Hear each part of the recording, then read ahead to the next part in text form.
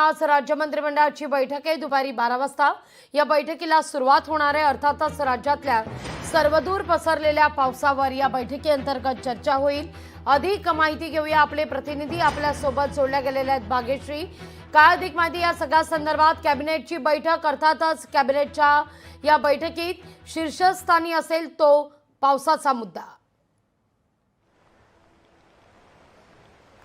नक्कीच लागवी, आज खरं तर पावसाचाच मुद्दा या कॅबिनेटमध्ये महत्त्वाचा ठरणार आहे। त्याचं कारण अनेक ठिकाणी महाराष्ट्राच्या पिकांचं नुकसान झालेलं आहे आणि प्रचंड मोठ्या प्रमाणात हे नुकसान झालेलं पाहायला मिळतंय। सुरुवातीला खरं तर पाऊस पडत नव्हता, त्याच्यामुळे कुठेतरी कोरडा दुष्काळ लागू करा असं सांगण्यात येत होतं। मात्र आपण जर बघितलं तर ऑगस्टमध्ये जे 2 ते 4 दिवस झाले सातत्याने महाराष्ट्रभर पाऊस पडताना पाहायला मिळतो आणि यामध्ये मोठ्या प्रमाणात पिकांचं नुकसान झालंय। त्यामुळे नेमकं पिकांचं नुकसान कसं भरून निघेल, भरपाई कशी देता येईल शेतकऱ्यांना, या संदर्भात अधिक चर्चा या मंत्रिमंडळात केली जाईल।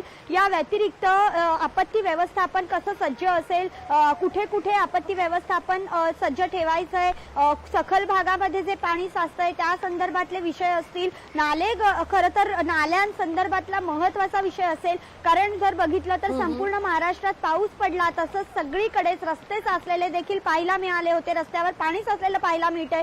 त्यामुळे नाले सफाई झाल्याचा जो दावा केला जातोय तो सगळीकडनं जवळपास फोल ठरलाय। त्यामुळे नेमकं याच्यावर काही चर्चा होते का हे बघणं देखील महत्त्वाचं आहे। निश्चित भाग्यश्री, मुद्दा लक्षात येतोय। धन्यवाद तुम्ही दिलेल्या एकूणच या सविस्तर माहिती।